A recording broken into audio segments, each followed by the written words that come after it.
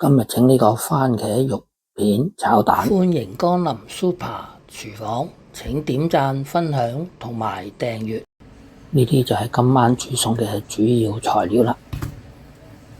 豬展買返嚟放入雪櫃，略為雪一雪，主要係方便將豬肉切片。話咁快，啲豬肉已經切晒片啦。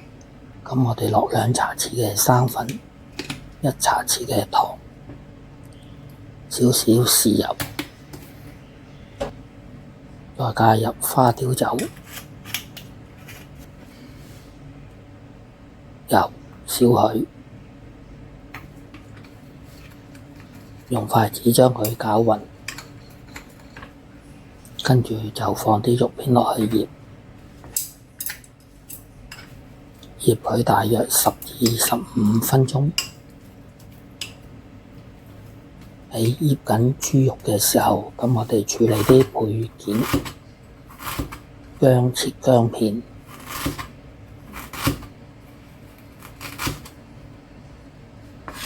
番茄預先洗淨，用刀切去丁，跟住將番茄切一小件。啲配料已經切好晒啦，咁我哋攞2隻雞蛋出嚟，將雞蛋打開，加入少少鹽、少少胡椒粉，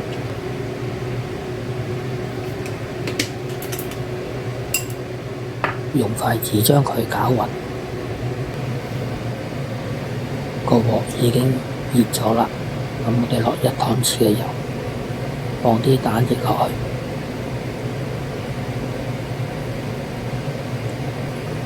見到啲蛋液都開始凝固咗啦。咁我哋用鑊鏟將雞蛋反轉，跟住用鑊鏟將雞蛋切開4件，方便佢攞出嚟。鑊中加少少油，放塊薑片落去。跟住放啲肉片落去，用筷子將佢鬆開。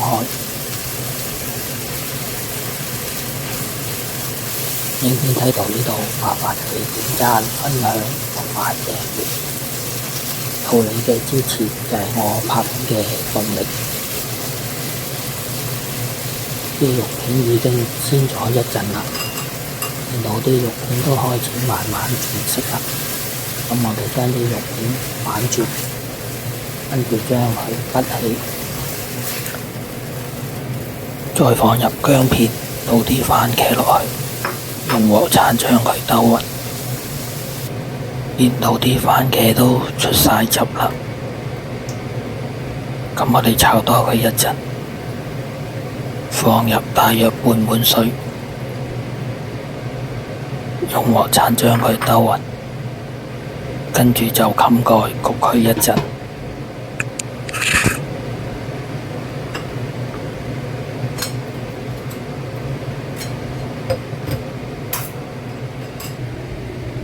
喺焗緊番茄嗰陣，咁我哋就攞塊雞蛋出嚟，將雞蛋切為蛋絲。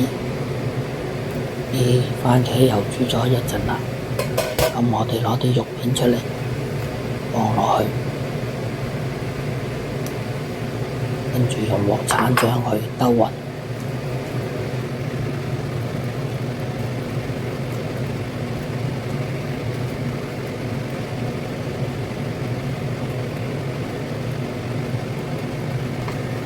再加入蛋絲，鑊鏟兜勻，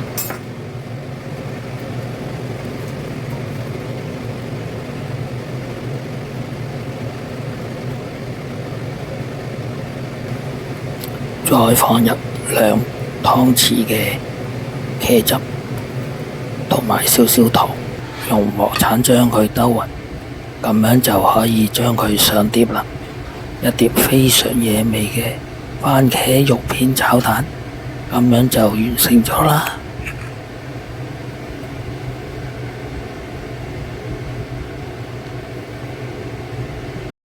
睇睇完片之後記得俾 like、分享同埋訂閱。我仲有大量嘅煮餸影片，可以登入下邊 info box 參觀。